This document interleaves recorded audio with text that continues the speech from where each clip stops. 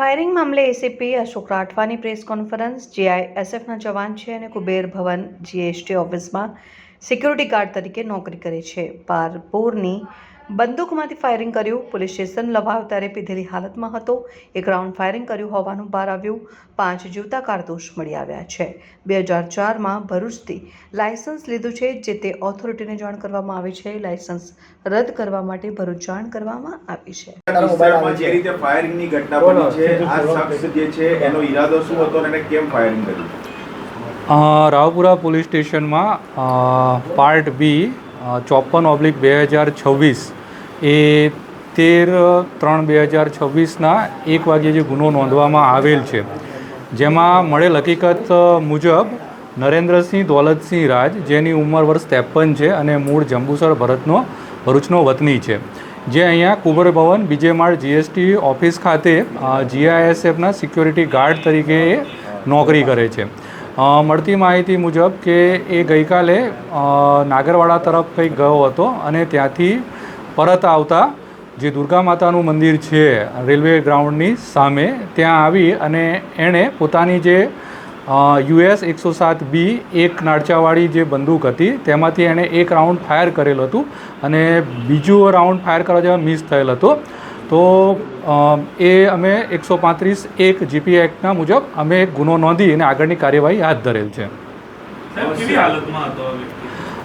મળતી માહિતી જ્યારે એને પોલીસ સ્ટેશનમાં લાવવામાં આવેલો અને અમારે 112 જનરક્ષક ત્યાં ગયું ત્યારે આ ફૂલ પીધેલી હાલતમાં, એટલે કે નશો કરેલો હોય એવું જણાયેલું. નશાની હાલતમાં આણે ફાયરિંગ કરેલું હતું. આટલી મોડી રાત્રે જવાનું શું કારણ? એ નોકરી તો કદાચ એ કુબેર ભવન ખાતે એની નોકરી છે અને ત્યાં જ એ રહેવાનું બી ત્યાં જ હોય કે ત્યાં જ સૂઈ જતો હોય છે. તો કદાચ એ નશો કરવા માટે મળતી માહિતી મુજબ નાગરવાડા તરફ ગયેલ હતો અને ત્યાંથી પરત આવતા નશાની હાલતમાં આણે ફાયરિંગ કરેલું હોય એવું જણાય આવે છે. ફાયરિંગમાં એક રાઉન્ડ થયું છે કે વધારે થયું છે?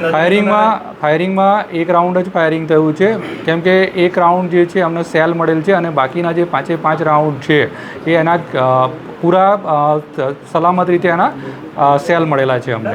ગુનો કેટલો ગંભીર માનો છો? કારણ કે જો કોઈ વ્યક્તિ હોત તો કદાચ એને જાનને જોખમ પડતું. હા, 100 જે 12 બોર જે બંદૂક હોય છે કે જે એક નાળચાવાળી, જો નજીકથી કોઈ પણ વ્યક્તિ પર ફાયરિંગ કરવામાં આવે તો સીધું એનું જાનનું જોખમ તો રહેલું જ હોય છે. તો આ એક ગંભીર ઘટના ગણાય છે. નાગરવાડાને આ ઘટના સ્થળ આખી વિરુદ્ધ દિશા છે, તો ત્યાંથી આ બાજુ કઈ રીતે આવ્યું?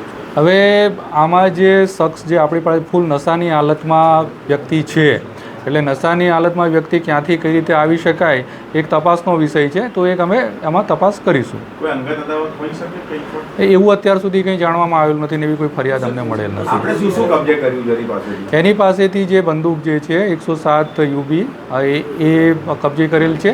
એક જે સેલ છે એ ખાલી કાઢી છે અને બીજા જે 5 કારતૂસ છે એ કબજે લેવામાં આવેલા છે. વિડિયો વાયરલ થયો છે જેમાં એક યુવક આ વ્યક્તિ પાસેથી રાઇફલ છીનવી રહ્યો છે. યુવકનું કોઈ સ્ટેટમેન્ટ લેવામાં આવ્યું છે? પોલીસ તપાસમાં હજુ એ તપાસનો વિષય છે, તપાસ કરી રહ્યા છે આમાં. લાયસન્સ રદ કરવા માટે હવે આ જે જીઆઈએસએફનો જવાન છે, જેથી કરીને આની પાસે જે 2004ની ભરૂચથી મેળવેલ લાયસન્સ છે એની આ બંદૂક છે. તો લાયસન્સ કેન્સલ કરવા માટે અમે જે તે જિલ્લાને લખીશું.